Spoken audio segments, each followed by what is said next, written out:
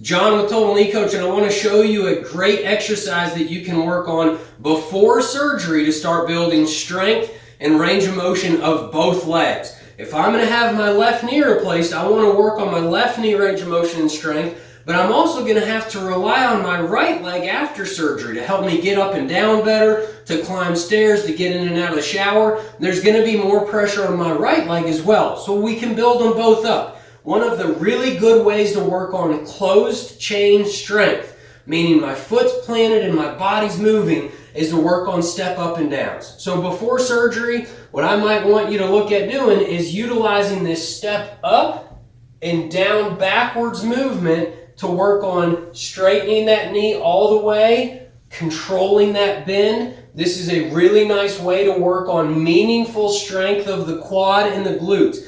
A lot better way to get your legs strong before knee replacement surgery than doing straight leg raises or foot kicks. I can do this with both legs, so I can be working on building up my good leg that's going to need that extra support after surgery, and working on my on the side that I'm going to have surgery on. Going up and then back down backwards puts a lot less pressure on the knee than trying to step down forwards. This position here puts more pressure on the knee than if we try it this way. So that step up and back down while holding on, a great way to work on the strength, range of motion, and function to get you ready for knee replacement.